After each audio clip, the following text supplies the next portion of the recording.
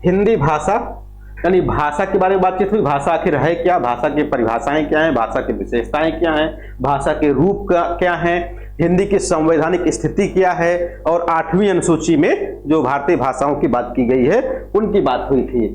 आज जो बातचीत होना है भाषा के विकास क्रम, जैसे टॉपिक दिखाई में पड़ रहा है, भाषा का विकास क्रम पर बातचीत होना है। तो भाषा का विकास कैसे होगा, केवल हिंदी की बात नहीं हो रही है, जो हमारे देश की भाषाएं हैं उनकी बात हो रही है कि भाषा का विकास क्रम क्या है। यहां से भी एक आध प्रश्न आपकी परीक्षा में जरूर मिल जाता है। और कौन सी बोली किस भाषा या किस उपभाषा के अंतर्गत आती है, किस अपभ्रंश से विकसित हुई है, इस पर बातचीत होगी। उसका क्षेत्र क्या है, कहां कहां कौन सी बोली बोली जाती है, इस पर बातचीत होगी। और यदि समय बचा तो लिपियों पर बातचीत होगी, लिपि क्या है और हिंदी की लिपि क्या है, या कौन सी भाषा किस लिपि में लिखी जाती है, इन पर चर्चा होगी। तो शुरुआत होती है भाषा के विकास क्रम से। तो शुरुआत में जो पहला दे दिया गया संस्कृत, पाली, प्राकृत, अपभ्रंश और हिंदी, ये हिंदी भाषा का विकास क्रम है। किसका है, हिंदी भाषा का विकास क्रम है। यानी हिंदी की शुरुआत कहां से हुई, तो हिंदी का जो विकास है शुरुआत कहां से, संस्कृत से। यानी संस्कृत से पाली भाषा बनी, पाली से प्राकृत बनी, प्राकृत से अपभ्रंश बनी और अपभ्रंश से हिंदी बन गई। ये इसके स्टेप हैं, यानी 5 स्टेप में हमारी हिंदी भाषा आती है। सामान्य रूप से हम लोग जानते हैं कि 1000 ईस्वी के आसपास, कब 1000 ईस्वी के आसपास हिंदी भाषा व्यवहार में आई, बोली जाने लगी, लिखी जाने लगी, पढ़ी जाने लगी। उससे पहले अपभ्रंश भाषा थी और उससे पहले प्राकृत, प्राकृत से पहले पाली और पाली से पहले संस्कृत भाषा। ये जो विकास क्रम है, आखिर क्यों हुआ ये विकास, संस्कृत भाषा आज क्यों नहीं हम लोग बोलते, क्योंकि उस समय हमारे यहाँ के लोग संस्कृत भाषा बोलते होंगे, जैसे हम लोग हिंदी बोलते हैं वैसे वो संस्कृत बोलते होंगे। तो क्यों नहीं बोलते हैं, या क्यों आवश्यकता पड़ी पाली भाषा आए, क्यों आवश्यकता पड़ी प्राकृत भाषा आए, या इसका विकास कैसे कैसे हुआ। तो सामान्य रूप से भाई हमारे हिंदुस्तान के लोग हों चाहे जो भी हो, मानवीय प्रवृत्ति ही है आलस, यानी हम लोग आलसी हैं या शॉर्टकट में काम चलाने का प्रयास कर रहे हैं। शॉर्टकट में यानी जो चीज बड़ी है उसको छोटे में काम चला ले। मुख सुख कह सकते हो, क्या कह सकते हो, मुख सुख भी इसका एक कारण हो सकता है। तो यानी प्रकृति भी हो सकती है, प्रकृति भी इसके पक्ष में हो सकती है कि प्रकृति के कारण भी ऐसा बदलती हुई परिवेश, बदलती हुई प्रकृति के कारण भी ऐसा हो सकता है। यानी कि संस्कृत भाषा, अगर जब आज की बात नहीं, जब हम शुरुआत किए थे यानी हिंदी पढ़ाना जब शुरुआत किए थे, एक स्कूल में पढ़ा रहे थे, तो हमको एक बार संस्कृत दे दिया कि संस्कृत भी आपको पढ़ानी है। अब संस्कृत में जब हमने देखा, चाहे वो कादंबरी हो या अभिज्ञान शाकुंतलम हो, बड़े बड़े शब्द होते थे, देख के ही डर लगता था कैसे इसको पढ़ेंगे, कैसे इसको पढ़ेंगे, यानी उच्चारण ठीक से नहीं हो पाता था। फिर पता लगा कैसे इसका उच्चारण करना है। यानी कि जो संस्कृत की शब्दावली होती थी उसको उच्चारित करने में थोड़ा सा कठिनाई का अनुभव हुआ आने वाले लोगों को, जबकि उस समय जो बोल रहे होंगे उनको तो लगा होगा, बोल रहे थे कोई दिक्कत नहीं है। लेकिन कभी कभी होता क्या है, आज भी अगर जो हम लोग हिंदी उच्चारित करते हैं तो हिंदी में भी कभी कभी होता क्या है कि जो जैसा उच्चारण होना चाहिए वैसा नहीं हो पाता है, क्योंकि हमारी जीभ सही से मुड़ नहीं पाती है, सही से काम नहीं कर पाती है, या मुख के जो अवयव हैं जो उच्चारण में सहायक होते हैं वो ठीक से काम नहीं करवा पाते हम लोग।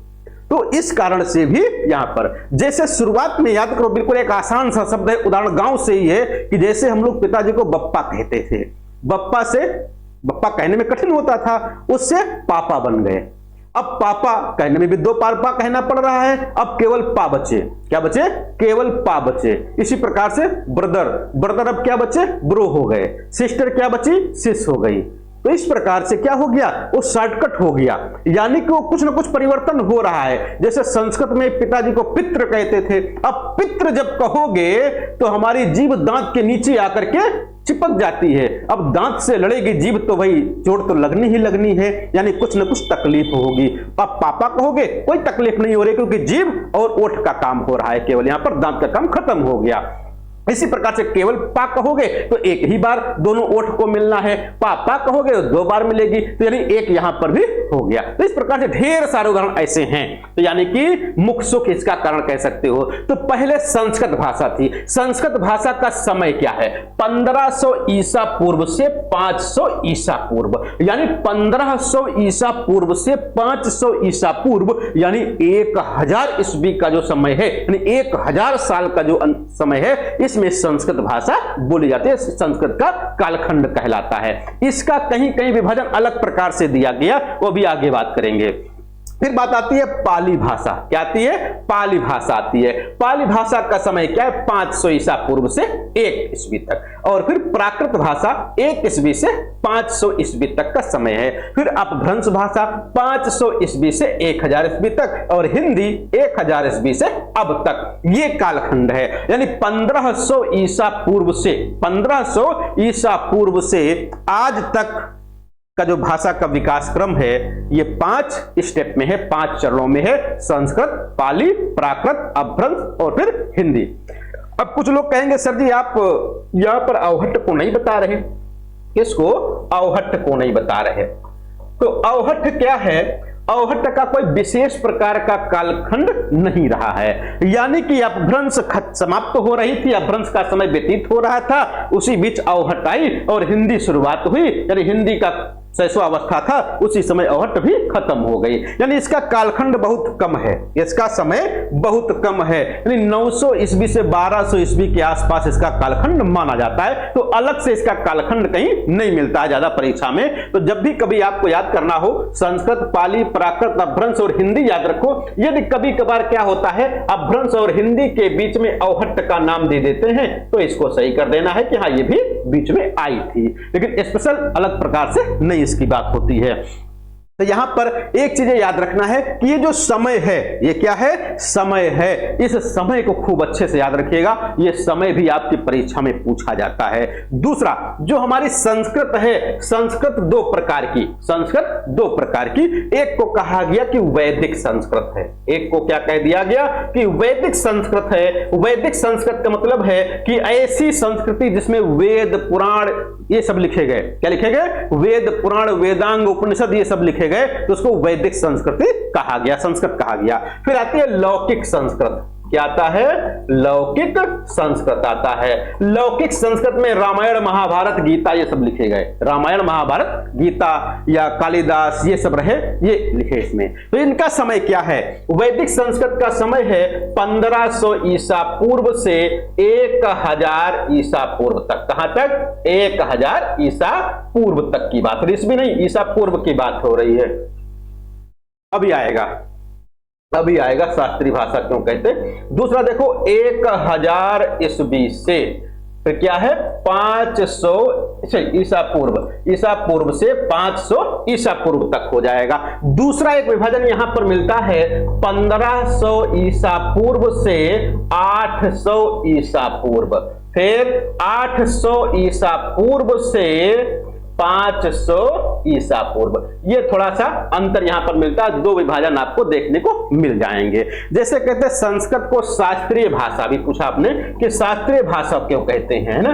तो शास्त्रीय मतलब इसमें क्या लिखे गए? शास्त्र लिखे गए। क्या लिखे गए? शास्त्र लिखे गए। जैसे वेद लिखे गए तो वैदिक भाषा कह दिया गया, वेद लिखे गए तो वैदिक भाषा कह दिया गया, शास्त्र लिखे गए शास्त्रीय भाषा कह दिया गया। तो बिल्कुल आसान सा इसका आंसर हो जाएगा। यानी शास्त्रीय भाषा क्यों कहते हैं? क्योंकि इसमें शास्त्र लिखे गए, पुराण, शास्त्र, वेद ये सब कह सकते हो, इसके अंतर्गत आएंगे। फिर ये समय याद रखिएगा कौन किस समय के अंतर्गत आती है। आगे अब बात आती है अपभ्रंश और हिंदी के बीच की भाषा अवहट्ट कहलाती है, जिसकी भी चर्चा हुई थी। इसे परनिष्ठित अपभ्रंश भी कहते हैं। क्या कहते हैं? परनिष्ठित अपभ्रंश भी कहा जाता है। इसके और भी कई नाम हैं, अवहंस, अवहट्ट, इस प्रकार से कई नाम यहां पर मिल जाते हैं। लेकिन एक बार परीक्षा में पूछा गया अवहट्ट से आप समझते हैं या अवहट्ट किसे कहते हैं, वहां पर एक ऑप्शन परनिष्ठित अपभ्रंश। तो परनिष्ठित अपभ्रंश क्या है? अवहट्ट कहलाती है। यह भी आपको याद रखना है। इसका समय 900 ईस्वी से 1200 ईस्वी के बीच माना जाता है। यानी कि ऐसा नहीं है कि 900 ईस्वी में अपभ्रंश भाषा खत्म हो गई और 1200 ईस्वी में हिंदी आई, जरूरी नहीं है। यानी कि ये अपभ्रंश और हिंदी के समानांतर चलने वाली भाषा थी। यानी कि अपभ्रंश यहां पर बोली जा रही थी, यहां से हिंदी की शुरुआत हो गई थी, लेकिन फिर भी जो अवहट्ट है ये भी उस समय बोली जा रही थी, पढ़ी जा रही थी, समाज की भाषा थी। अब बात आती है भारतीय आर्य भाषाओं को कितने वर्गों में विभक्त किया गया है। तो भारतीय आर्य भाषाओं को 3 वर्गों में विभक्त किया गया। ये जो ऊपर बात हुई है संस्कृत, पाली, प्राकृत, अपभ्रंश, संस्कृत, पाली, प्राकृत, अपभ्रंश, फिर हिंदी, ये जो 5 स्टेप हैं, ये 5 जो भाषाएं हैं, इनको भारतीय आर्य भाषा के अंतर्गत रखा गया। तो भारतीय आर्य भाषाओं का वर्गीकरण जो किया गया वो 3 प्रकार से किया गया। कितने प्रकार से? 3 प्रकार से किया गया।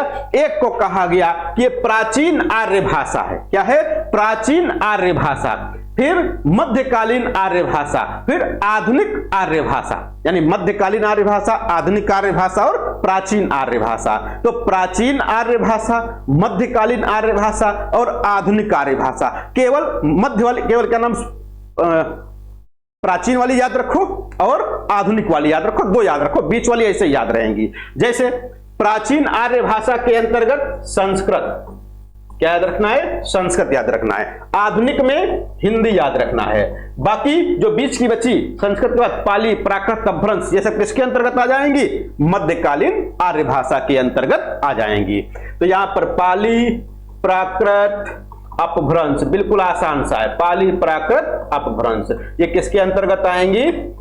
ये मध्यकालीन आर्य भाषा के अंतर्गत आएंगे। इनका समय भी पूछते हैं, इनका समय भी पूछते हैं। तो आप संस्कृत का समय पहले से ही जान चुके हैं कि 1500 ईसा पूर्व से 500 ईसा पूर्व के आसपास संस्कृत बोली जाती थी। तो संस्कृत किसके अंतर्गत आती है? प्राचीन आर्य भाषा के अंतर्गत आती है। तो प्राचीन आर्य भाषा का समय क्या हो जाएगा?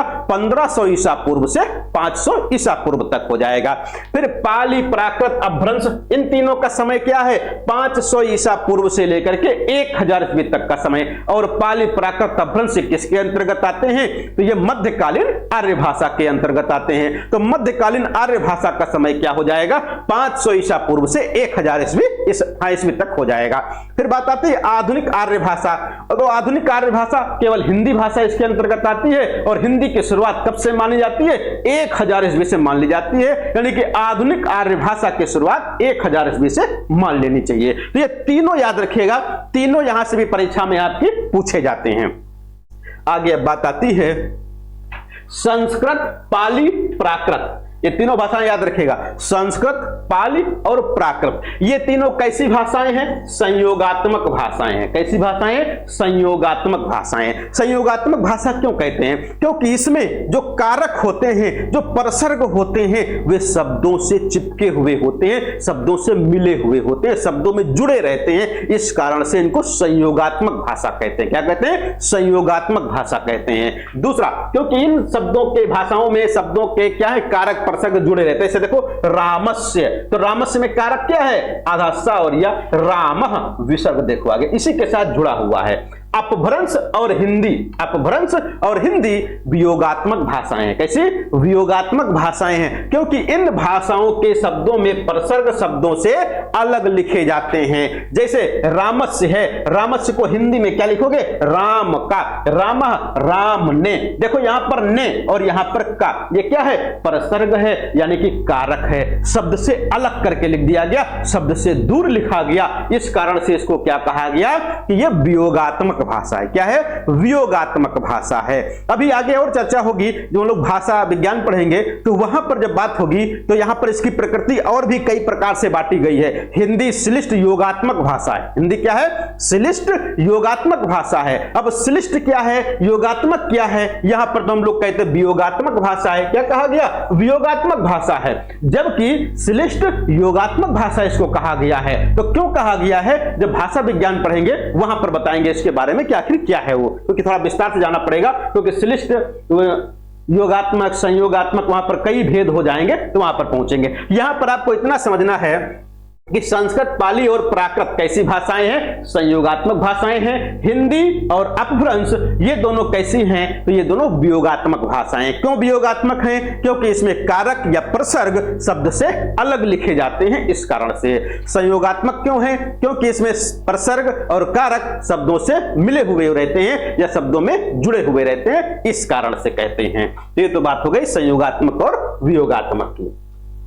आगे बात आती है भाषा के संबंध में कुछ महत्वपूर्ण तथ्य हैं। ये वन लाइनर रूप में यहां पर दिया गया है, इसको थोड़ा सा आप 2-4 बार पढ़ोगे तो आराम से रट जाएगा, यहां पर ज्यादा समझने की चीज नहीं है। पाली भारत की प्रथम देश भाषा है। पाली कैसी भाषा है? तो पाली भारत की प्रथम देश भाषा, यानी भारत की पहली देश भाषा कौन सी है? तो वो पाली हो जाती है। दूसरा, श्रीलंका में इसे मागधी भी कहते हैं। श्रीलंका में क्या कहते हैं? मागधी भी कहते हैं। तो श्रीलंका में पाली को क्या कहते हैं? मागधी। या श्रीलंका में मागधी को क्या कहते हैं? या श्रीलंका में जो मागधी है उसको किस भाषा के नाम से जानते हैं? तो पाली भाषा के नाम से जानते हैं। हिंदी शब्द का सर्वप्रथम प्रयोग शरफुद्दीन के जफरनामा ग्रंथ में मिलता है। ये कई बार प्रश्न पूछा गया है कि जो हिंदी की हम लोग बात कर रहे हैं, ये हिंदी सबसे पहले ये शब्द कहां पर मिला? हिंदी भाषा की बात नहीं हो रही है, हिंदी शब्द की बात हो रही है। तो हिंदी शब्द की सबसे पहले चर्चा या हिंदी शब्द का सबसे पहले उल्लेख कहां पर हुआ? तो शरफुद्दीन के जफरनामा नामक ग्रंथ में हुआ है। हिंदी जो है भारोपीय परिवार के अंतर्गत आती है, यानी भारत में कुल मिलाकर के, भारत क्या विश्व में कुल मिलाकर के 18 भाषा परिवार हैं। कुल मिलाकर के 18 भाषा परिवार। यहां पर भी विद्वानों में बड़ा मतभेद है भाषा परिवार को लेकर के। कुछ विद्वान 10, कुछ 12, कुछ 8, कुछ 16, ऐसे कुछ 18 मानते हैं अलग अलग। तो यहां पर सामान्य रूप से जब भी कभी बात किया जाए कि कुल कितने भाषा परिवार हैं, तो कुल 18 भाषा परिवार। कितने? कुल 18 भाषा परिवार हैं, जिनमें से जो भारोपीय भाषा परिवार है ये सबसे महत्वपूर्ण है हमारे हिंदुस्तान की दृष्टि से या हिंदी की दृष्टि से, क्योंकि हिंदी इसी भारोपीय परिवार के अंतर्गत आती है। तो भारोपीय भी 18 परिवारों में से एक परिवार है जिसके अंतर्गत हिंदी भाषा आती है। बाकी कौन कौन से 18 भाषा परिवार हैं ये भी जब हम लोग क्या पढ़ेंगे, भाषा विज्ञान पढ़ेंगे, आखिरी में आपके नोट्स में दिया गया, वहां पर चर्चा करेंगे। हिंदी शब्द का जन्म संस्कृत भाषा के सिंधु शब्द से हुआ है, यानी हिंदी शब्द का सबसे जो संस्कृत भाषा के सिंधु शब्द से ये उत्पन्न हुआ है। यानी हिंदी की उत्पत्ति, हिंदी शब्द की उत्पत्ति या हिंदी शब्द कैसे बना, तो बना कैसे? यानी इसकी उत्पत्ति सिंधु शब्द से हुई है। किससे हुई है? सिंधु शब्द से हिंदी शब्द की उत्पत्ति हुई है। आगे, हिंदी शब्द का सर्वप्रथम प्रयोग ईरान देश के निवासियों ने किया था। ये भी कई बार पूछा गया कि हिंदी शब्द का सबसे पहले प्रयोग किसने किया? तो ईरान देश के लोगों ने। किसने? ईरान देश के लोगों ने सबसे पहले हिंदी शब्द का प्रयोग किया है। हिंदी की आदि जननी संस्कृत और जननी अपभ्रंश भाषा मानी जाती है। वैसे हिंदी की जननी किस भाषा को माना गया है? तो सामान्यतः आप संस्कृत ही लगाओ, संस्कृत ही माना जाता है। वैसे नियम पूर्वक देखोगे तो आदि जननी संस्कृत है और हिंदी की जननी अपभ्रंश को माना जाता है। लेकिन अभी तक जितनी बार परीक्षाएं हुई हैं, यदि हिंदी की जननी पूछा गया है तो संस्कृत को ही माना गया है। वो आदि जननी लिखे या न लिखे, आपको हिंदी की जननी जब भी पूछा जाए तो आपको संस्कृत बताना है हमारे हिसाब से। बाकी आदि जननी संस्कृत है और जननी अपभ्रंश भाषा को माना जाता है। आगे बात आती है, अपभ्रंश और हिंदी के बीच की कड़ी के रूप में अवहट्ठ भाषा को माना जाता है। यानी हिंदी और अपभ्रंश के बीच जो संक्रांतिकालीन भाषा आई उसका नाम क्या दिया गया? अवहट्ठ दिया गया है। भगवान बुद्ध ने अपने उपदेश पाली भाषा में दिए। भगवान बुद्ध ने अपने उपदेश पाली भाषा में दिए, जबकि महावीर स्वामी ने अपने उपदेश प्राकृत भाषा में दिए। यानी महावीर स्वामी ने अपने उपदेश किस भाषा में दिए? प्राकृत भाषा में। गौतम बुद्ध ने किस में दिया? तो गौतम बुद्ध ने पाली भाषा में दिया। तो गौतम बुद्ध का समय पहले है, महावीर स्वामी का समय बाद में है। यानी जिस समय गौतम बुद्ध थे हमारे हिंदुस्तान में, उस समय पाली भाषा प्रचलन में थी, पाली भाषा बोलचाल की भाषा थी। लेकिन जब महावीर स्वामी का अवतरण हुआ तो महावीर स्वामी ने जो उपदेश दिए वो प्राकृत भाषा में दिए, यानी उस समय प्राकृत भाषा बोलचाल की थी। पाली शब्द या पाली भाषा को प्राचीन प्राकृत भाषा भी कहा जाता है। क्या कहते हैं? प्राचीन प्राकृत भाषा भी कहा जाता है। तो पाली भाषा को और किस नाम से जानते हैं? तो पाली भाषा को प्राचीन प्राकृत भाषा भी कहा जाता है। और कवि फिरदौसी का शाहनामा कवि फिरदौसी का शाहनामा ईरान का राष्ट्रीय महाकाव्य माना जाता है। यानी ईरान का राष्ट्रीय महाकाव्य, ईरान का राष्ट्रीय महाकाव्य किसे माना गया? तो ईरान का राष्ट्रीय महाकाव्य शाहनामा को माना गया, और शाहनामा के रचनाकार कौन है? फिरदौसी। इसको आप फिरदौसी या शाहनामा को जीएस में भी पढ़ते होंगे, पुस्तकों में वहां पर भी आता है।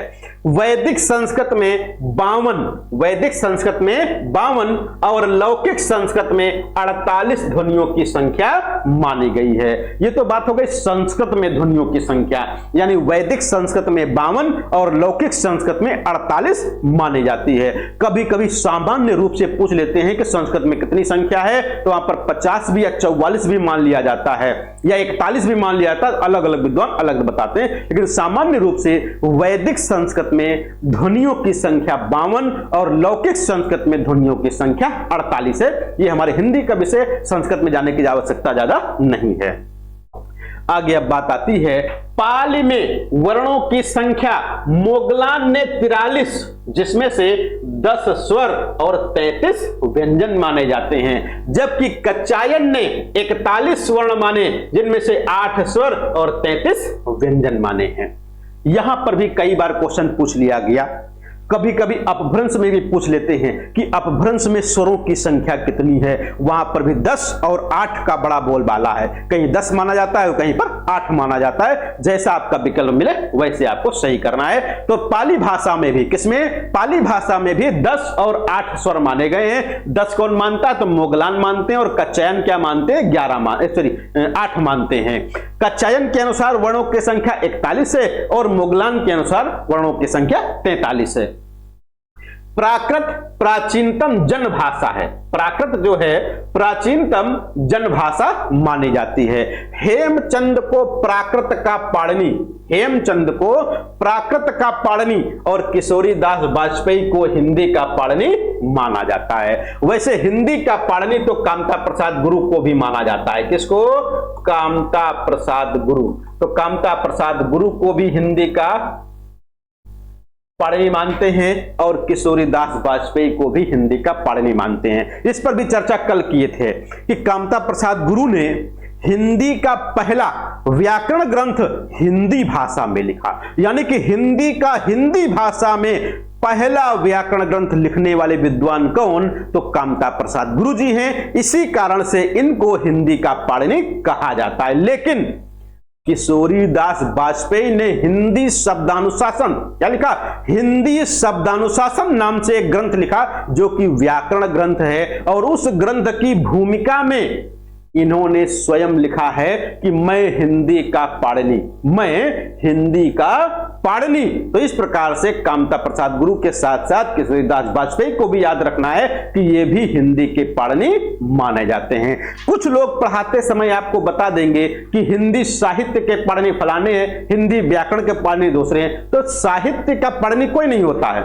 साहित्य का होता है वाल्मीकि होगा, तुलसीदास होगा, कबीर होगा, सूरदास होगा, न कि पाणिनि होगा। पाणिनि शब्द व्याकरण के लिए रूढ़ हुआ है। किसके लिए? व्याकरण के लिए उपाधि है। मान लो संस्कृत का पाणिनि, हिंदी का पाणिनि, प्राकृत का पाणिनि, अपभ्रंश का पाणिनि, ये हो जाएगा। लेकिन यहां पर यह तर्क नहीं देना है कि ये हिंदी के पाणिनि है, या हिंदी भाषा के पाणिनि है, या हिंदी व्याकरण के पाणिनि है। ये मनगढ़ंत कहानी है। किसी किताब में, किसी मूल किताब में आपको नहीं मिलेगा। पाणिनि जब भी होगा व्याकरण का ही पाणिनि होगा। तो जैसा विकल्प में आपको मिले वैसा आपको सही करना है। तो किशोरीदास वाजपेयी को भी हिंदी का पाणिनि कहा जाता है, कामता प्रसाद गुरु को भी हिंदी का पाणिनि कहा जाता है। और प्राकृत का पाणिनि किसको कहा गया? तो हेमचंद को। प्राकृत का पाणिनि हेमचंद को कहा जाता है। पैशाची प्राकृत को, किसको? पैशाची प्राकृत को पैशाचिकी, पैशाचिका, ग्राम्य भाषा, भूत भाषा, भूत वचन, भूत भाषित आदि नामों से भी पुकारा जाता है। वैसे ही आपके टीजीटी पीजीटी का विषय नहीं है पैशाची प्राकृत। ये जब आप नेट का पेपर दोगे, या फिर आप असिस्टेंट प्रोफेसर का पेपर दोगे, या सेट का पेपर दोगे, वहां पर इस लाइन से क्वेश्चन पूछा जा सकता है। बाकी टीजीटी पीजीटी में ये नहीं आएगा, आपका ऊपर वाला आएगा। तब किशोरीदास वाजपेयी को मानना है। किसको मानना है? किशोरीदास वाजपेयी को मानना है, क्योंकि कामता प्रसाद गुरु हिंदी के पारणी हैं, ये किसी किताब में उल्लेख नहीं मिलेगा आपको। गैडों में उल्लेख मिलेगा या किसी दूसरे की किताब में उल्लेख मिलेगा, लेकिन कामता प्रसाद गुरु के स्थान पर जो किशोरीदास वाजपेयी हैं, उनकी खुद की पुस्तक हिंदी शब्दानुशासन है, उसी में देखोगे आपको प्रमाण मिल जाएगा, उनको लगाना है। हेमचंद की चूलिका पैसाची को दंडी ने भूत भाषा कहा है। क्या कह दिया? भूत भाषा। अब ये भूत प्रेत वाला भूत नहीं है, भूत का मतलब भूतकाल की, प्राचीन काल की। तो चूलिका पैसाची को ही दंडी ने भूत भाषा कहा है, याद रखिएगा। अपभ्रंश को संधिकालीन भाषा कहा जाता है। अपभ्रंश को संधिकालीन भाषा भी कहा गया। वैसे अपभ्रंश को संधिकालीन क्यों कह दिया गया? क्या चीज? चूलिका भी अब, हाँ वैसे एक चूलिका अभी हम लोग पढ़ के, हाँ बिल्कुल, अभी हम लोग चूलिका पढ़ के आए नाटक में, वो दूसरा है। यहां पर चूलिका क्या है? प्राकृत का एक अन्य नाम है, या प्राकृत का एक भेद है, प्राकृत भाषा का एक भेद है, उसकी बात हो रही है। तो ये भी भाषा विज्ञान में हम लोग जाएंगे तो वहां पर आएगा। ये चूलिका क्या है? भाषा विज्ञान के अंतर्गत आने वाली जो बोलियां हैं या जो भाषाएं हैं, तो जो प्राकृत भाषा है या पाली भाषा, उसके अंतर्गत ये आता है। हाँ, तो यहां पर बात हो रही थी किसकी? कि जो अपभ्रंश है, अपभ्रंश को संधिकालीन भाषा माना गया है। दूसरा, अपभ्रंश शब्द का सर्वप्रथम प्रयोग पतंजलि के महाभाष्य में मिलता है। यह सर्वप्रथम वाला जरूर याद रखिएगा कि अपभ्रंश शब्द का सर्वप्रथम उल्लेख कहां हुआ, हिंदी शब्द का सबसे पहले उल्लेख कहां हुआ? तो हिंदी शब्द का उल्लेख सबसे पहले सरफुद्दीन के जफरनामा में हुआ। हिंदी शब्द नाम किसने दिया? ईरान देश के लोगों ने दिया है। उसी प्रकार से अपभ्रंश शब्द का सबसे पहले उल्लेख कहां पर होता है? तो पतंजलि के महाभाष्य में होता है। किशोरीदास वाजपेयी ने अपभ्रंश को अड़ा भाषा कहा, अड़ा भाषा कह दिया। किसने? किशोरीदास वाजपेयी ने। किसको? अपभ्रंश भाषा को। अपभ्रंश को विद्वानों ने विभ्रष्ट, आभीर, अवहंस, अवहट, सटमंजरी, अवहथ, अवहट, अवहट आदि नामों से भी पुकारा है। तो यहां पर याद रखिएगा कि ये किसके नाम हैं? तो अपभ्रंश भाषा के अन्य नाम है। किसके नाम है? अपभ्रंश भाषा के ये अन्य नाम माने गए हैं। फिर बात आती है, अपभ्रंश में कुल 40 वर्ण माने गए। अपभ्रंश में कुल कितने वर्ण माने गए? तो कुल मिलाकर के अपभ्रंश में 40 वर्ण माने गए। कितने? 40 वर्ण अपभ्रंश में माने गए हैं। अपभ्रंश में कुल 8 स्वर माने गए, जबकि कुछ विद्वान स्वरों की संख्या 10 मानते हैं, जिसकी अभी चर्चा हो रही थी। पाली भाषा में भी 8 और 10, मोगलान ने 10, कच्चायन ने 8 स्वर माने थे। अपभ्रंश में भी स्वरों की संख्या 8 और 10 दोनों संख्याएं आपको याद रखनी है। कुछ विद्वान 8 स्वर मानते हैं, कुछ विद्वान 10 स्वर मानते हैं। अवहट शब्द का सर्वप्रथम प्रयोग, अभी देखो अपभ्रंश का हम लोग पढ़े, महाभाष्य में मिला, पतंजलि के द्वारा लिखा गया। हिंदी शब्द का सबसे पहले उल्लेख सरफुद्दीन के जफरनामा में मिला। अब यहां पर आ गया अवहट शब्द का प्रयोग। किसका? अवहट शब्द का प्रयोग सर्वप्रथम कहां पर हुआ? तो ज्योतिरीश्वर ठाकुर के ग्रंथ वर्ण रत्नाकर में। किसमें? वर्ण रत्नाकर में, जो कि ज्योतिरीश्वर ठाकुर के द्वारा लिखा गया, अवहट शब्द का प्रयोग सबसे पहले किया गया। हेमचंद व वाग्भट्ट ने अपभ्रंश को ग्राम भाषा कहा है, यानी हेमचंद और वाग्भट्ट विद्वान ने अपभ्रंश को ग्राम भाषा कहा। दंडी ने अपभ्रंश को आभीर भाषा कहा। दंडी ने अपभ्रंश को आभीर भाषा कहा। और अपभ्रंश उकार बहुला भाषा मानी जाती है। कैसी? उकार बहुला। उकार का मतलब क्या हो गया? कि इसमें शब्दों के अंत में छोटा ऊ या छोटा ऊ की मात्रा ज्यादा आती होगी, यानी ज्यादा इनकी प्रवृत्ति होगी।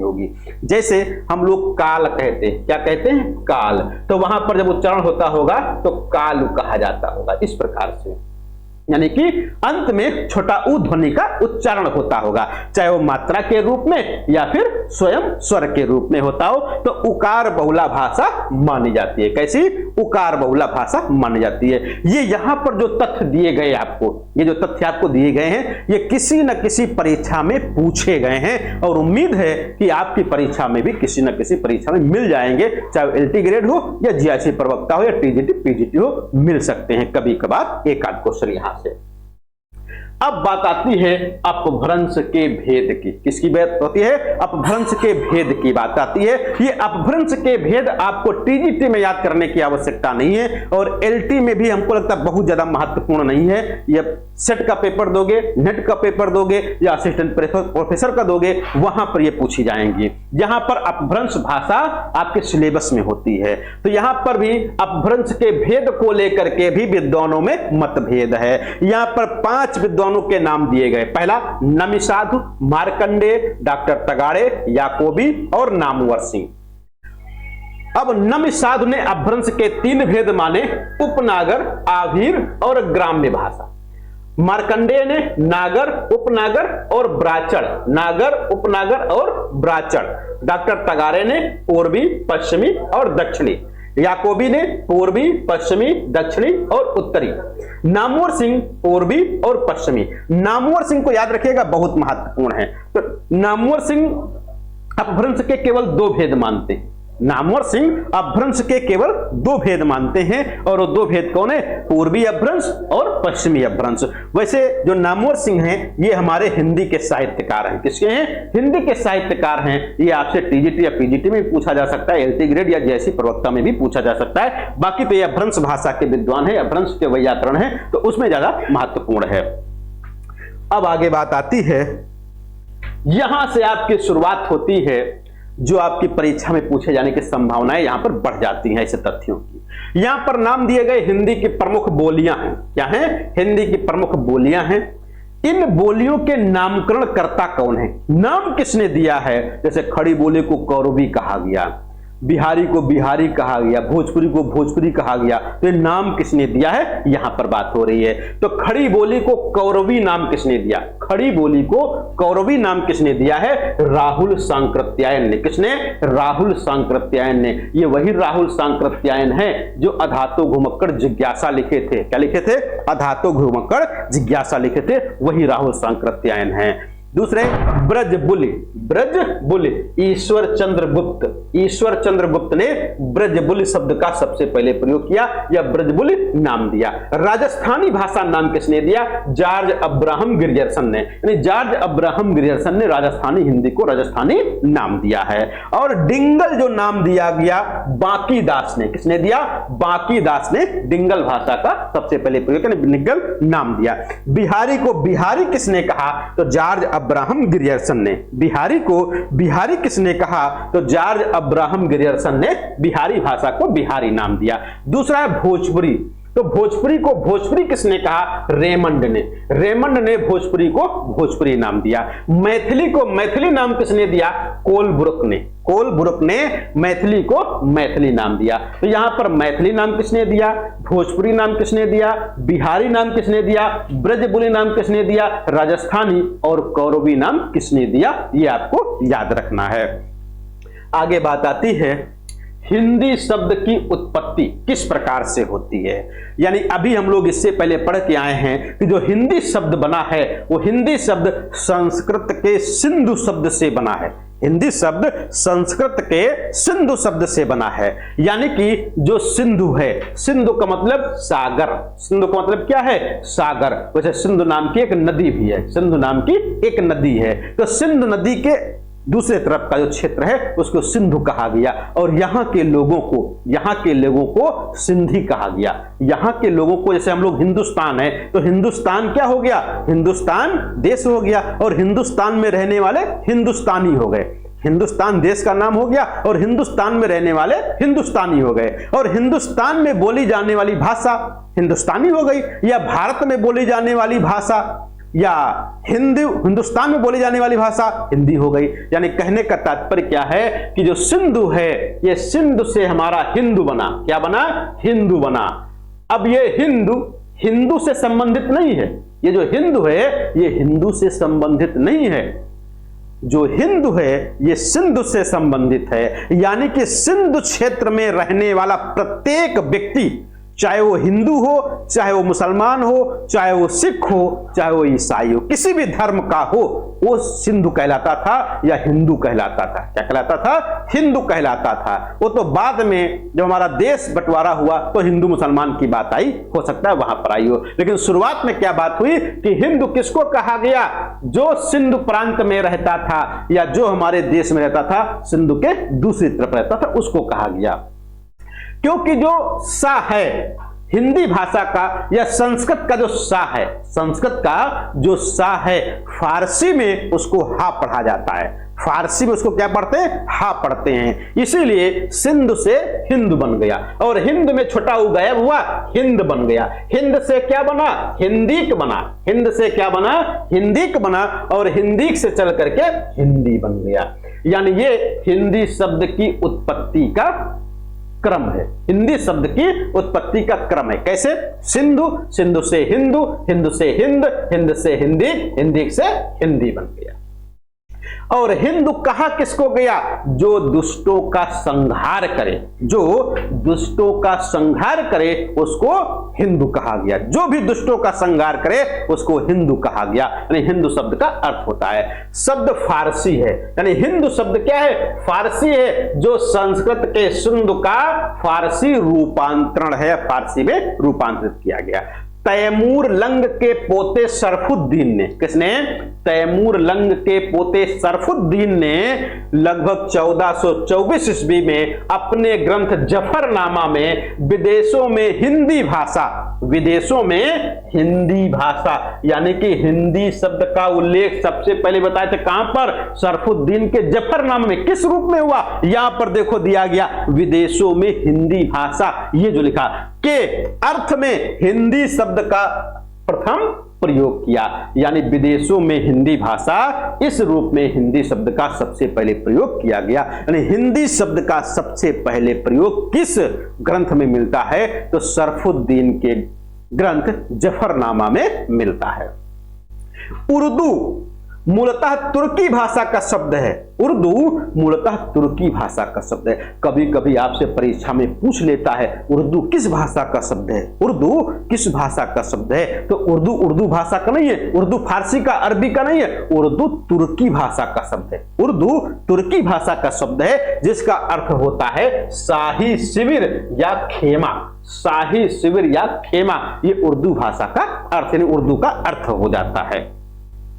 अब बात आती है यहां से प्रमुख अपभ्रंश और उनसे विकसित होने वाली उपभाषाएं कौन कौन सी हैं। यहां से एक प्रश्न आपकी परीक्षा में पूछा जाएगा 100%, गारंटी है। समझो पेपर आउट हो गया, पेपर आउट हो गया।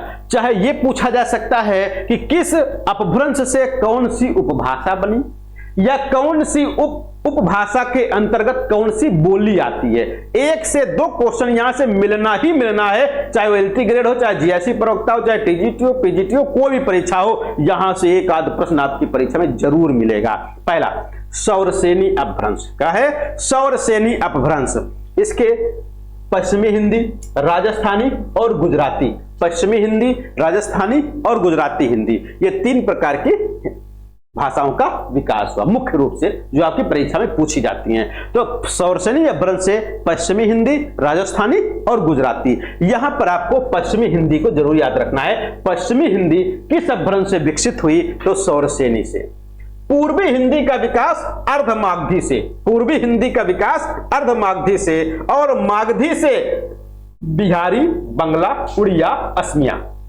बिहारी, बंगला, उड़िया और असमिया, इन भाषाओं का विकास हुआ किससे? मागधी अपभ्रंश से। फिर खस, खस से पहाड़ी हिंदी का विकास हुआ, खस से पहाड़ी हिंदी का विकास हुआ, और पैसाची से पंजाबी हिंदी का, पैसाची से पंजाबी हिंदी का विकास हुआ, पंजाबी का विकास हुआ। यहां पर ध्यान रखो, पा से पंजाबी और पा से पैसाची, तो पंजाबी पैसाची, खस पहाड़ी, मागधी, मगध कहां पर? बिहार में, तो मागधी से बिहार, बिहार कई भाग? बंगला, उड़िया, असमिया। फिर अर्धमागधी, अर्धमागधी में देखो ऊपर रा लगा हुआ है, पूर्वी में भी कहां ऊपर रा लगा हुआ है। तो पूर्वी हिंदी किससे, अर्धमागधी से। पश्चिमी किससे, सौरसेनी से। सौरसेनी पश्चिमी, सौरसेनी पश्चिमी, यानी अंत में बड़ी की मात्रा आ रही है सौरसेनी में भी और पश्चिमी में भी। जैसे भी बने आप इसको जरूर याद रखो। पश्चिमी हिंदी का विकास सौरसेनी से, पूर्वी का अर्धमागधी से, बिहारी का मागधी से, पहाड़ी का खस से, पंजाबी से पैसाची, यानी पंजाबी का विकास पैसाची से हुआ है, यह आपको याद रखना है। फिर सिंधी किससे, ब्राचड़, यानी ब्राचड़ से क्या बनी, सिंधी। महाराष्ट्री से मराठी। अब महाराष्ट्री से मराठी ये नहीं पूछा जाएगा क्योंकि बिल्कुल आसान हो जाएगा। मराठी किस अपभ्रंश से विकसित हुई, महाराष्ट्री, बिल्कुल आसान हो जाएगा, पूछा ही नहीं जाएगा। अगला, हिंदी की उपभाषाएं, हिंदी की उपभाषाएं और उनसे विकसित होने वाली बोलियां। हिंदी की उपभाषाएं और उनसे विकसित होने वाली बोलियां कौन कौन सी हैं। तो पहले अभी आप यहां पर एक इंडेक्स ये पढ़ लो, फिर इसको समझाते हैं कैसे आपको याद करना है। पश्चिमी हिंदी, पश्चिमी हिंदी, बुंदेली, हरियाणवी, यानी बांगुरू, हरियाणवी का दूसरा नाम क्या है, बांगुरू है। कन्नौजी, ब्रज, कौरवी, कौरवी का दूसरा नाम क्या है, खड़ी बोली, कौरवी का दूसरा नाम खड़ी बोली है। फिर पूर्वी हिंदी, बघेली, अवधी और छत्तीसगढ़ी, तीन भाषाएं, तीन बोलियां, कितनी, तीन बोलियां हैं, बघेली, अवधी और छत्तीसगढ़ी पूर्वी हिंदी के अंतर्गत। राजस्थानी के अंतर्गत जयपुरी, मेवाती, मालवी और मारवाड़ी। बिहारी हिंदी के अंतर्गत भोजपुरी, मैथिली और मगही, भोजपुरी, मगही, मैथिली।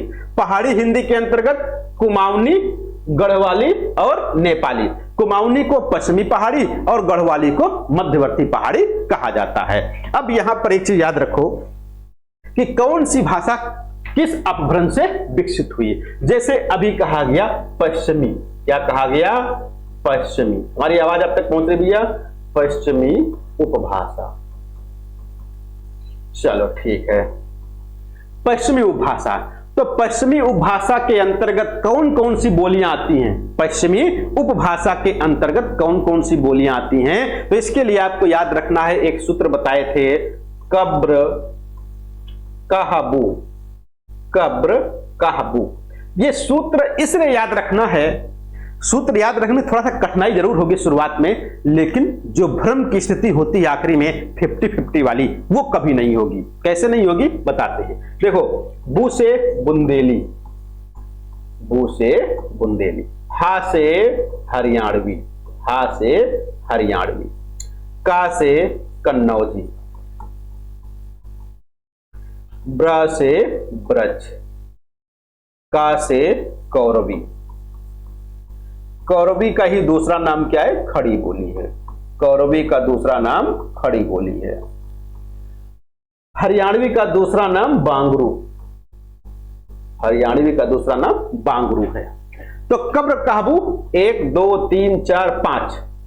कुछ विद्वान क्या करते हैं, इसमें दक्षिणी हिंदी को भी जोड़ देते हैं, इसको दक्षिणी हिंदी को भी जोड़ देते हैं। यदि कभी पूछ लिया दक्षिणी हिंदी किस उपभाषा के अंतर्गत आती है, तो आप पश्चिमी हिंदी बता सकते हो। कुछ लोग 6 मानते हैं, कुछ लोग 5 मानते हैं, सामान्यतः 5 मानी जाती हैं। अब बात आती है पूर्वी, किसके अंतर्गत, पूर्वी। जब भी कभी भ्रम होगा तो पूर्वी अपभ्रंश, पूर्वी उपभाषा और पश्चिमी उपभाषा, इसी के अंतर्गत भ्रम होता है। इसके लिए आपको याद रखना है छावब, क्या याद रखना है, छावब याद रखना है। तो देखो यहां पर बा से बघेली, बा से हो जाएगा बघेली।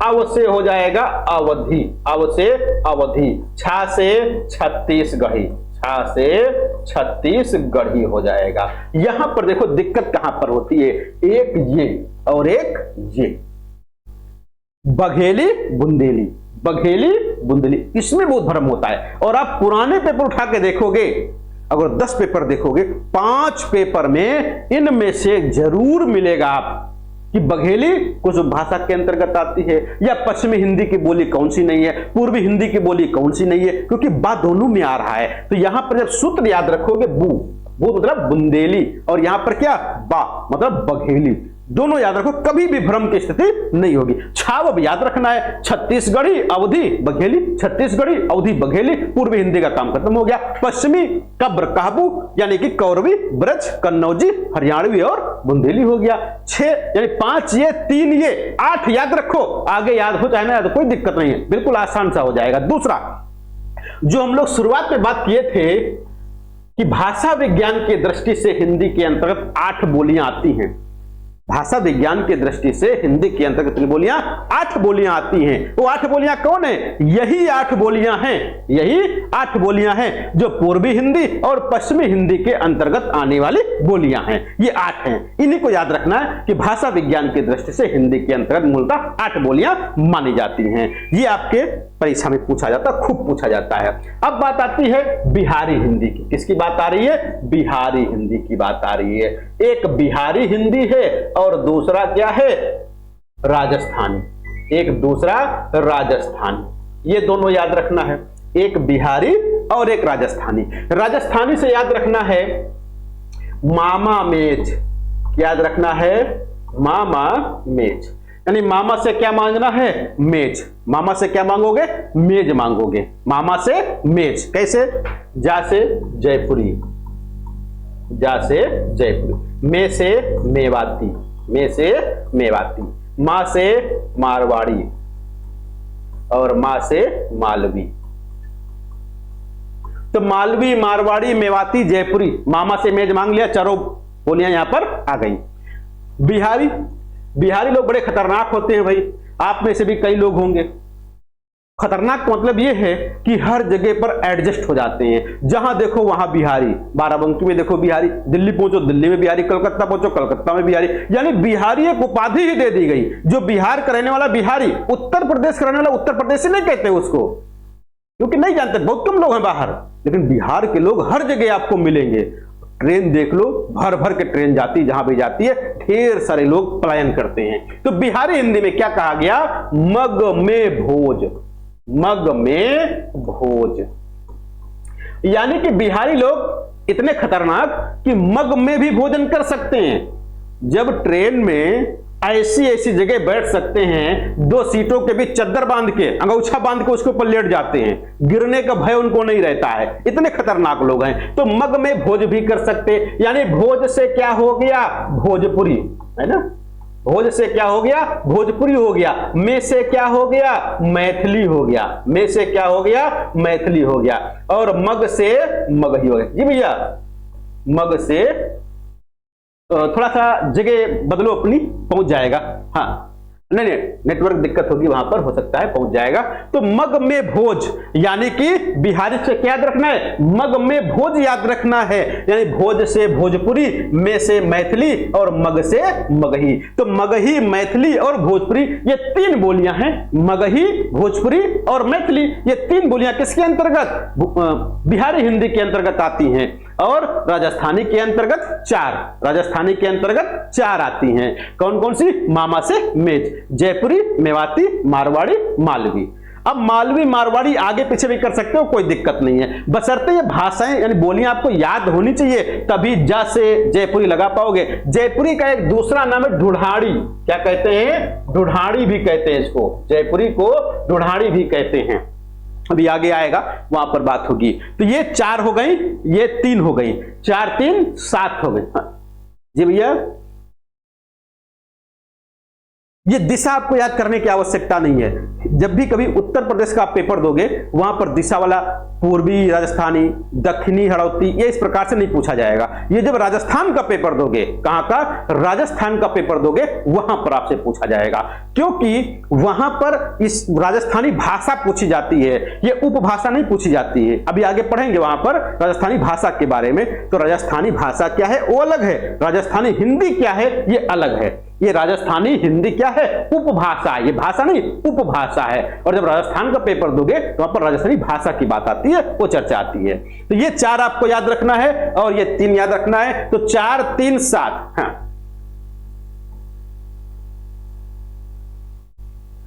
यूपी के पेपर में, यूपी के पेपर में पूछा गया कभी? यूपी के पेपर में अगर कभी पूछा गया हो, अब प्रैक्टिस पेपर में आता तो हम नहीं कर सकते। प्रैक्टिस पेपर में आए तो हम नहीं कर सकते, क्योंकि प्रैक्टिस पेपर में क्या करते हैं, जहां के क्वेश्चन पूछे गए आपके पेपर में दे दिया गया। तो ये जब कभी राजस्थानी भाषा पढ़ोगे वहां पर पूछा जाएगा, राजस्थानी उपभाषा के अंतर्गत नहीं पूछा जाएगा। ये आपको ध्यान रखना है ना। हाँ, होंगे होंगे, साधारण सी बात है। देखो होता क्या है, जल्दी कोई क्वेश्चन बनाता नहीं है प्रैक्टिस पेपर वाला। वो क्या करता है, इधर से पेपर उठाया, उधर से पेपर उठाया, यहां से 20 क्वेश्चन उठाया, वहां से 20 क्वेश्चन उठाया, जोड़ के आपको दे दिया।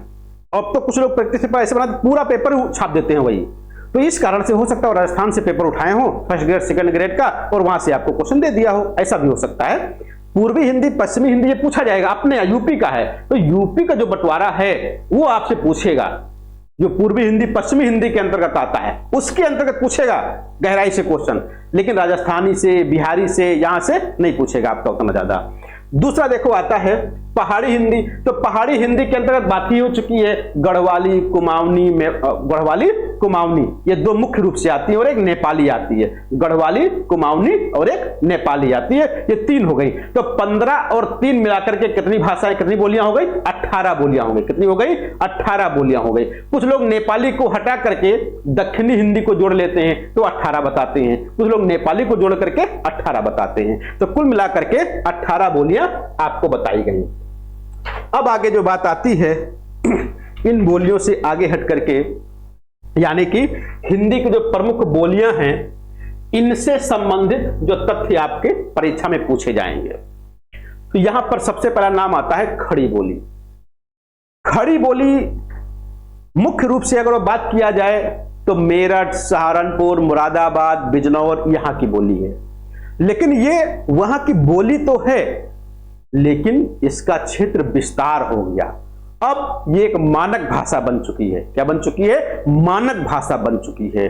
तो जो वास्तव में खड़ी बोली है, जो हम लोग बोलते हैं मानक भाषा, तो मानक भाषा अलग हो गई।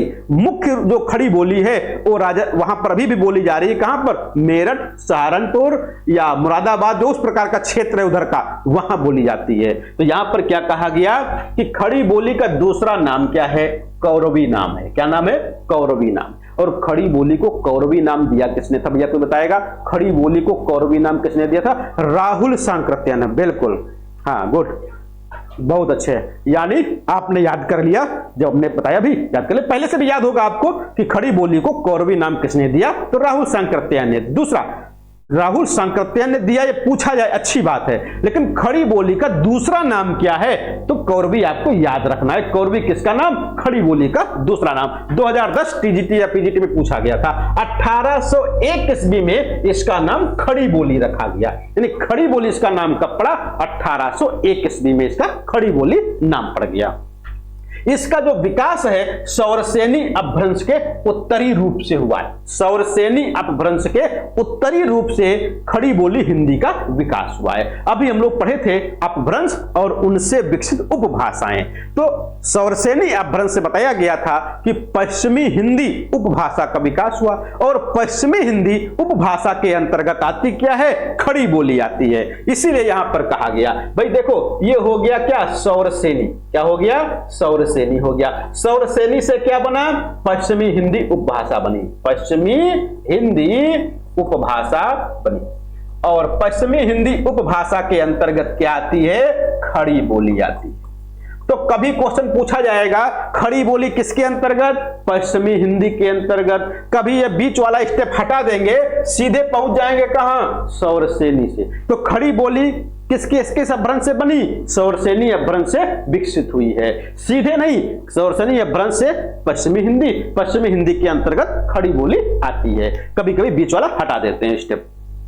राहुल सांकृत्याय ने कौरवी नाम दिया था, जिसकी बात हो चुकी है। साहित्यिक भाषा बनने पर इसका नाम खड़ी बोली रख दिया गया। यानी कि जब कौरवी में साहित्य लिखा जाने लगा, कौरवी भाषा में, कौरवी बोली में जब साहित्य लिखा जाने लगा, तो इसका नाम खड़ी बोली पड़ गया। आगे बात आती है खड़ी बोली के और अन्य नाम क्या हैं। खड़ी बोली के और अन्य नाम क्या हैं? ये जो नाम यहां पर खड़ी बोली के अन्य नाम बताए गए, ये हरदेव बाहरी के द्वारा दिए गए। किसके द्वारा, हरदेव बाहरी के खड़ी बोली के अन्य नाम दिए गए, उनकी बात हो रही है। इसको क्या कहते हैं, सरहिंदी कहते, हिंदुस्तानी कहते, खड़ी बोली कहते, डिंगल, दक्षिणी हिंदी, देहलवी, हिंदवी, रेखता, वर्नाक्यूलर हिंदुई आदि नामों से भी जाना जाता है। वैसे यहां से क्वेश्चन आपसे नहीं आएगा।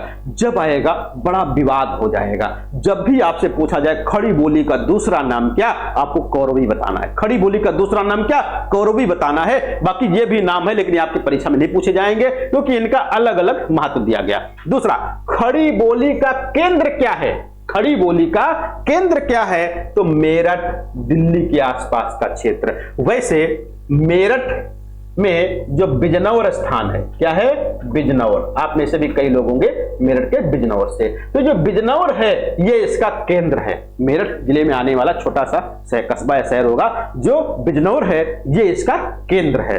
दूसरा, खड़ी बोली का आदर्श रूप कहां पर? मेरठ में। मेरठ जिले में खड़ी बोली का आदर्श रूप बोला जाता है या प्रयोग होता है।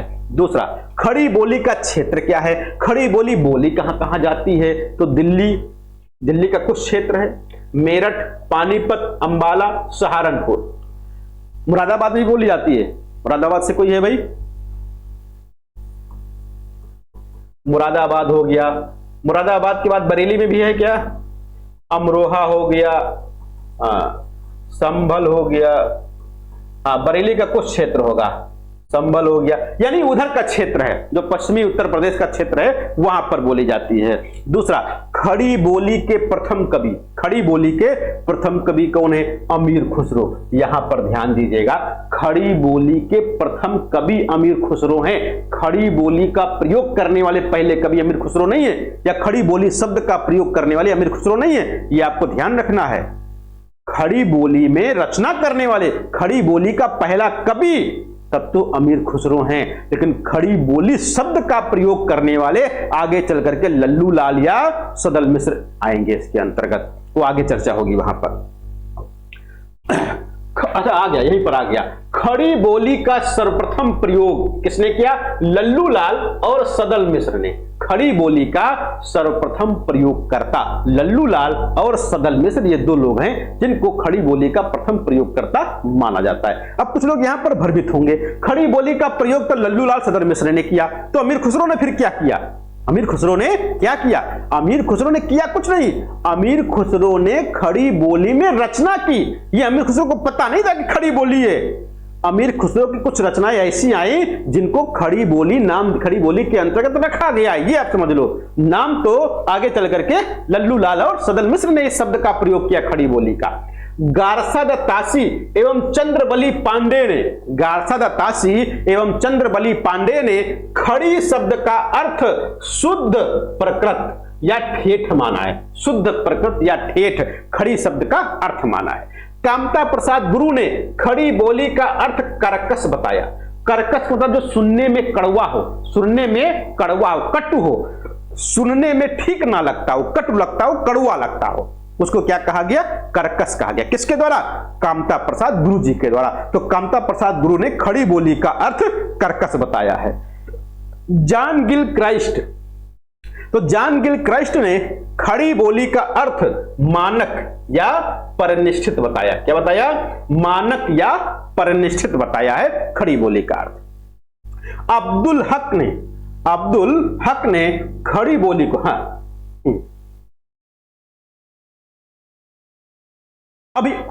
अभी आएगा भैया, अभी आगे आएगा, अभी जब पढ़ेंगे वहां पर बिल्कुल आएगा, होगा, बिल्कुल आएगा 100%। अब्दुल हक ने खड़ी बोली को गंवारू बताया। किसने? अब्दुल हक ने खड़ी बोली को गंवारू बताया। बड़ा महत्वपूर्ण है। अब्दुल हक ने खड़ी बोली को गंवारू बताया। अब्दुल हक ने। खड़ी बोली का प्रथम महाकाव्य प्रिय प्रवास। खड़ी बोली का प्रथम महाकाव्य क्या है? तो खड़ी बोली का प्रथम महाकाव्य प्रिय प्रवास है, जो कि आधुनिक काल में द्विवेदी युग के अंतर्गत लिखा गया था। आगे बात आती है खड़ी बोली का सर्वप्रसिद्ध महाकाव्य कामायनी। यहां पर आप लोग भ्रमित होते हो, भैया माइक बंद रखें सभी लोग, तभी मजा आएगा, नहीं तो फिर मजा नहीं आएगा आप तक। हाँ, माइक सब लोग बंद रखेंगे। भैया देखो किसी का माइक खुला हुआ है। यहां अभी देखो, अगर जो आपको कोई क्वेश्चन है या आपको कोई डाउट है तो आखिर में बात करेंगे, हमको पहले बोल लेने दो, फिर आपको हम बोलने के लिए समय देंगे। तो यहां पर क्या बात हो रही है कि खड़ी बोली का प्रसिद्ध, खड़ी बोली की सर्वप्रसिद्ध, खड़ी बोली का सर्वप्रसिद्ध महाकाव्य। अभी भी किसी का माइक खुला हुआ भैया, देखो जरा से बंद करो। हाँ,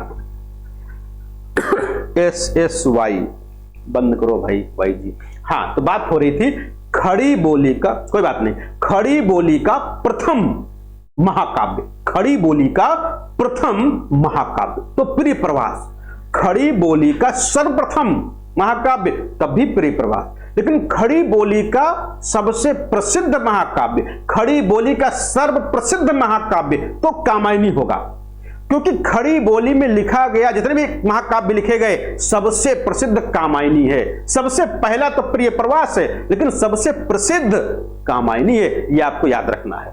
दूसरा, छायावादी युग को, किसको? छायावादी युग को खड़ी बोली का स्वर्ण युग कहा जाता है। छायावादी युग को खड़ी बोली का स्वर्ण युग कहा जाता है।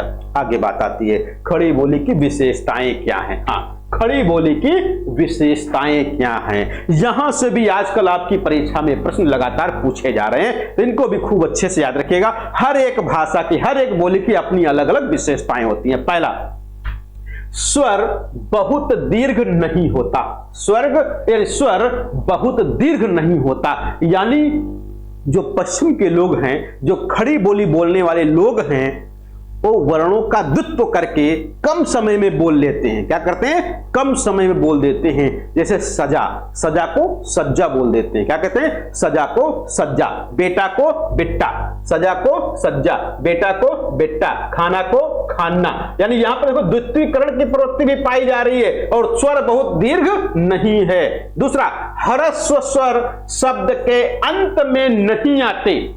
जो खड़ी बोली के शब्द हैं उसमें ह्रस्व स्वर जो होते हैं, छोटा ऊ, छोटी ई, ये शब्द के अंत में नहीं आते। यदि आते हैं तो उनका दीर्घीकरण कर दिया जाता है, वो दीर्घ हो जाते हैं। जैसे हम लोग पशु बोलते हैं, पशु, तो पशु को वो लोग क्या बोलते हैं? पशु बोलते हैं। निधि, निधि को क्या बोलेंगे? निधि बोलेंगे। निधि को निधि, पशु को पशु, यानी कि छोटा ऊ या छोटी ई की मात्रा का प्रयोग नहीं करते। यदि किसी शब्द में हो रहा है तो उसको बड़ी ई बड़ा ऊ में बदल देते हैं। ये वहां की बोली है, विशेषता है। औ का ओ सुनाई पड़ता है, औ का ओ सुनाई पड़ता है।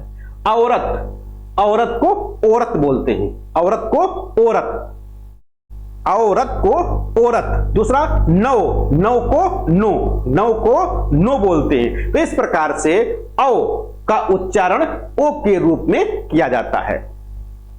दूसरा, महाप्राण के स्थान पर अल्प प्राण की प्रवृत्ति है, यानी जो महाप्राण वर्ण हमारे हिंदी वर्णमाला में है उनको, उनके स्थान पर अल्प प्राण वर्ण बोलने की प्रवृत्ति है। जैसे भूख, तो भूख को भूख कहते हैं, सुराही को सुराई कहते हैं, सुराही को सुराई कहते हैं। भाई हा महाप्राण है, हा महाप्राण है, खा महाप्राण है। अब महाप्राण कौन कौन से होते हैं सबको पता है, बिल्कुल आसान सा है कि प्रत्येक वर्ग का दूसरा और चौथा महाप्राण होता है। सभी ऊष्म व्यंजन महाप्राण होते हैं। तो यहां पर देखो, खा दूसरे नंबर पर, खा ऊष्म व्यंजन, तो ये सब क्या है? महाप्राण हैं। इनके स्थान पर अल्प प्राण कर दिया गया। ये प्रवृत्ति भी इस भाषा या बोली में पाई जाती है। ड़ा और ढा के स्थान पर, ड़ा और ढा के स्थान पर डा या ढा की प्रवृत्ति पाई जाती है। जैसे बड़ा को बड़ा कहते हैं, बड़ा को बड़ा कहते हैं। दूसरा, पढ़ा को पढ़ा कहते हैं, पढ़ा को पढ़ा कहते हैं। तो ये उनका कोई दोष नहीं है। जैसे आप में से भी कई लोग ऐसे बोलते हैं जो पश्चिमी उत्तर प्रदेश से हैं, जहां पर खड़ी बोली बोली जाती है। हमारे यहाँ भी एक सर जो सहारनपुर के हैं, वो भी कभी बोलते हैं तो बच्चे बड़ा हंसते हैं। तो हमने कहा ये सर जी की कोई गलती नहीं, ऐसा नहीं कि सर जी नहीं बोल पाते, बोल लेते हैं, लेकिन वो अपनी ग्रामीण भाषा का प्रयोग करने लगते हैं, इसलिए वो जल्दी में हो जाता है। तो वही चीज यहां पर भी है, ये इसकी विशेषता है। क्या है इसकी विशेषता? है जैसे हम लोगों के यहां भी विशेषता, अवधि की विशेषता, कभी आगे बताएंगे अवधि की विशेषता क्या है, तो हम लोग कभी कभी उसको बोल देते हैं। तो वही यहां पर बात किया गया, पश्चिमी, पूर्वी, पहाड़ ताली और बिजनौरी। ध्यान दीजिएगा, पश्चिमी, पूर्वी, पहाड़ ताली और बिजनौरी इसकी प्रमुख उपबोलियां हैं। क्या है? उपबोलियां हैं। उपबोलियों का क्षेत्र और छोटा हो जाता है।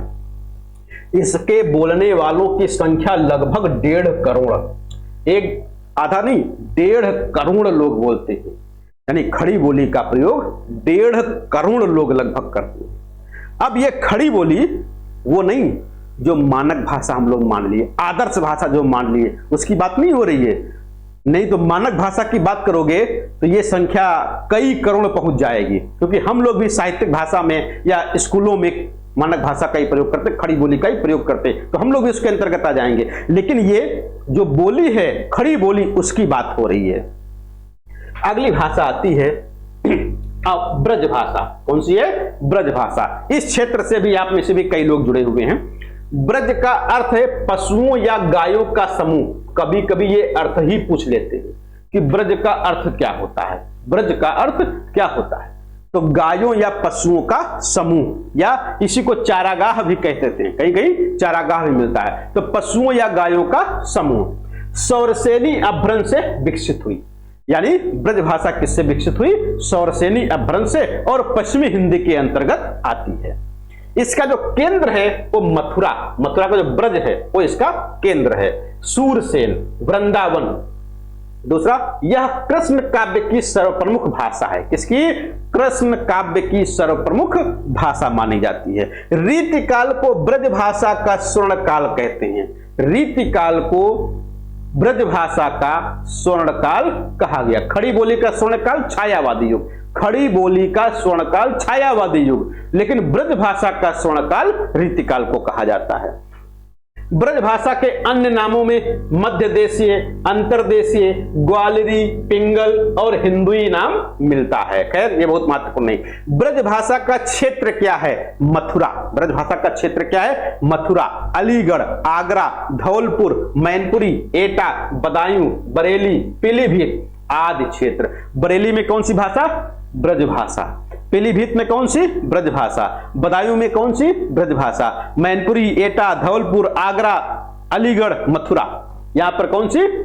ब्रज भाषा बोले जाते हैं। और इसके आसपास का भी क्षेत्र, जैसे राजस्थान का कुछ क्षेत्र जो भरतपुर, जो कि आगरा के आसपास का है, वहां पर भी ब्रज भाषा बोली जाती है। तो ऐसा नहीं कि हाँ भाई जो बॉर्डर वहीं से भाषा आगे नहीं जाएगी, बोली जाती है। गंगा यमुना के मध्य भाग में ब्रज भाषा को अंतर्वेदी कहते हैं। गंगा यमुना, गंगा यमुना के मध्य भाग में ब्रज भाषा को क्या कहते हैं? अंतर्वेदी नाम दिया गया है। तो गंगा यमुना के मध्य भाग में बोली जाने वाली ब्रज भाषा को अंतर्वेदी नाम से भी जाना जाता है। नैनीताल के तराई क्षेत्र में ब्रज भाषा को बोक्सा कहते हैं। नैनीताल के तराई क्षेत्र में ब्रज भाषा को क्या बोलते हैं? बोक्सा कहते हैं। और बंगाली और असमिया के साथ मिलकर यह ब्रजबुली भाषा बनती है। अभी बात आई थी ब्रजबुली शब्द का प्रयोग सबसे पहले किसने किया? नहीं, किसने?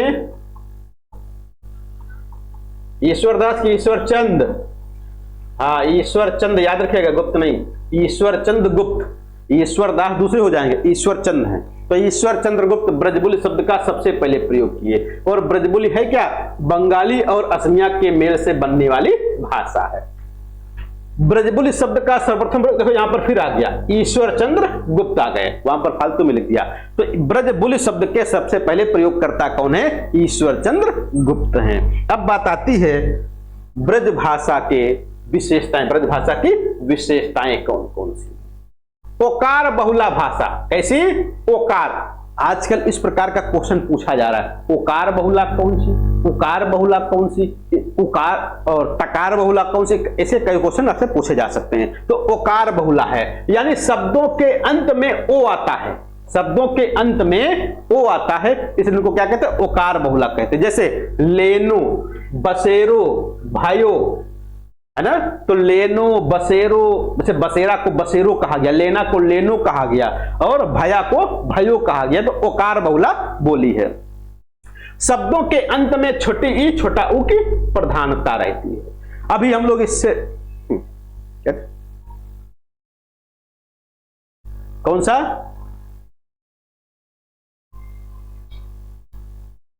हाँ हाँ बोलियो, हम समझ नहीं पाए आपकी बात, क्या कहना चाह रहे हो? हाँ हाँ ये बोलियां कौन सी आएंगी इसके अंतर्गत? अभी जो उपबोली इसके अंतर्गत आएगी, ब्रज भाषा के अंतर्गत जो उपबोली आएगी, अभी आगे चर्चा होगी कौन कौन से नाम वहां पर हैं। ये है, यहां पर जब भी आपसे पूछा जाए ब्रज भाषा की विशेषता क्या है, तो ओकार बहुला है। कैसी है? ओकार बहुला है ना। जब अभी रसखान को पढ़ोगे, किसको? रसखान को पढ़ोगे, सूरदास को पढ़ोगे, तो वहां पर ऐसे शब्दों की भरमार है, वहां पर ऐसे शब्दों की भरमार है। जैसे मैं को हौ कहते हैं, क्या कहते हैं? हौ। तो हौ क्या है? औ की, ओकारांत है। तो उसी प्रकार से यहां पर बताया गया। और शब्दों के अंत में छोटी ई छोटा उ की प्रधानता रहती है। इससे पहले हम लोग पढ़े थे खड़ी बोली में कि छोटी ई छोटा उ नहीं होता है, उसके स्थान पर क्या, उसका दीर्घ हो जाता है, लेकिन यहां पर छोटी ई छोटा उ की प्रधानता रहती है। जैसे बहुरी, करी, किमी, मनु, कालू, ये इसकी प्रधानता है। व्यंजन को अल्प प्राण कर देने की प्रवृत्ति है, व्यंजन को अल्प प्राण कर देने की भी प्रवृत्ति इसमें पाई जाती है। जैसे 12 में हा क्या है? महाप्राण है, रा कर दिया गया, अल्प प्राण। हाथ था क्या है? महाप्राण है, ता कर दिया गया। भूख खा क्या है? महाप्राण है, ता कर दिया गया। तो इस प्रकार से महाप्राण को अल्प प्राण कर देने की प्रवृत्ति खड़ी बोली में भी थी और ब्रज भाषा में भी पाई जाती है। ला और ड़ा, ला और ड़ा के स्थान पर रा का प्रयोग किया जाता है। ला और ड़ा के स्थान पर रा का प्रयोग किया जाता है।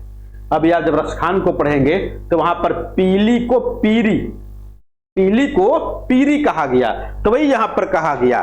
पड़ा को पर्यो, झगड़ा को झगरो, पीला को पीरो, यानी ड़ा के स्थान पर रा, ला के स्थान पर रा का उच्चारण किया जाता है। यह भी इसकी विशेषता है। ला और ड़ा के स्थान पर रा शब्द का उच्चारण होता है। अगला,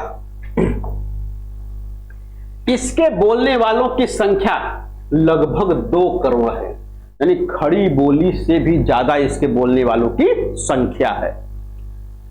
गांववारी, ढोलपुरी, भरतपुरी, अंतर्वेदी, जादोबाटी, बुक्सा आदि इसकी प्रमुख उपबोलियां हैं। ये उपबोलियों के नाम भी याद रखिएगा, आपकी परीक्षा में पूछे जा सकते हैं, चाहे वो टीजीटी हो, पीजीटी हो, एलटी ग्रेड, जीआईसी प्रवक्ता, कोई भी परीक्षा हो, ये पूछा जा सकता है। तो गांववारी, ढोलपुरी, भरतपुरी, अंतर्वेदी, जादोबाटी, बुक्सा, ये सब किसकी उपबोलियां हैं? तो ये ब्रज भाषा की उपबोलियां हैं। अब बात आती है अवधि की। किसकी? अवधि। अवधि अर्धमागधी अपभ्रंश से विकसित। किससे? अर्धमागधी अपभ्रंश से विकसित है। पूर्वी हिंदी के अंतर्गत आती है। किसके अंतर्गत? पूर्वी हिंदी के अंतर्गत आती है। पूर्वी हिंदी। इसका केंद्र अवध, अयोध्या है। इसका केंद्र क्या है? अवध या अयोध्या है। इसके कुछ अन्य नाम भी हैं, अन्य नाम हो सकते, हाँ आगे नाम दिए गए, कोसली, बैसवाड़ी और पूर्णी। कोसली, बैसवाड़ी और पूर्णी, ये इसके 3 अन्य नाम हैं। विदेशों में, फिजी में भी बोली जाती है। विदेशों में भी अवधी बोली जाती है। वो कौन सा देश है? फिजी में। तो फिजी में अवधी बोली जाती है। राम काव्य की सर्वप्रमुख भाषा मानी जाती है। क्षेत्र लखनऊ, बाराबंकी, फैजाबाद, इलाहाबाद, प्रतापगढ़, मिर्जापुर, उन्नाव, रायबरेली, गोंडा, बस्ती, बहराइच, सुल्तानपुर। अब यहां पर बस्ती आ गया, श्रावस्ती नहीं आया, तो श्रावस्ती में बोली जाती है। कहां पर? श्रावस्ती। बलरामपुर भी है। सीतापुर आया क्या? सीतापुर नहीं आया, यानी सीतापुर में भी बोली जाती है। तो ये कुछ क्षेत्र हैं, यानी अवध, अयोध्या के आसपास का जो क्षेत्र है, यहां पर अवधी बोली जाती है। कोसली, बैसवाड़ी और पूर्णी इसके अन्य नाम हैं। अवधि का विकास पुस्तक, अवधि का विकास नामक पुस्तक जो है, शोध प्रबंध के लेखक बाबूराम सक्सेना। ये बाबूराम सक्सेना वही हैं जिनको पहली क्लास में कल हम लोग पढ़े थे। समष्टि रूप से भाषा कहते हैं, वही भाषा की परिभाषा वाले बाबूराम सक्सेना। ठेठ अवधि में रचित ग्रंथ पद्मावत। परिष्कृत परिनिष्ठित अवधि में रचित ग्रंथ रामचरितमानस। अवधि में लिखा गया सर्वप्रसिद्ध महाकाव्य रामचरितमानस। हिंदी के आधुनिक कवियों में अवधि कविता लिखने वाले त्रिलोचन शास्त्री, यानी हिंदी के आधुनिक कवियों में अवधि में कविता करने वाले त्रिलोचन शास्त्री हैं। अच्छा भैया, त्रिलोचन शास्त्री का वास्तविक नाम क्या है, कोई बताएगा?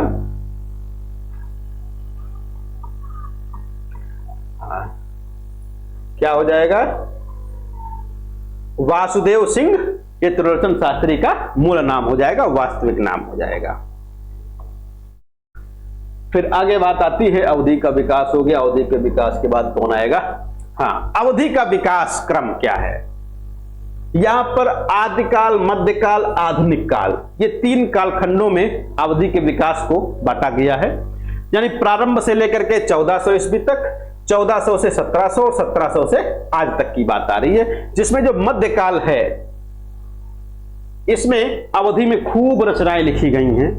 भक्ति काल के अंतर्गत विशेषताएं, छोटा आ, छोटी ई, छोटा ऊ के ह्रस्व और अति ह्रस्व 2 रूप मिलते हैं। अभी हम लोग जब पढ़ रहे थे खड़ी बोली, तो खड़ी बोली में क्या होता था? उच्चारण कम समय में होता था। लेकिन यहां पर जो स्वर हैं, ह्रस्व स्वर हैं, उनसे भी कम समय में हम लोग उच्चरित कर लेते हैं। किसको? स्वरों को, छोटा आ, छोटी ई, छोटा ऊ को बहुत कम समय में, है ना। दूसरा, आ किसी शब्द के अंत में नहीं आता।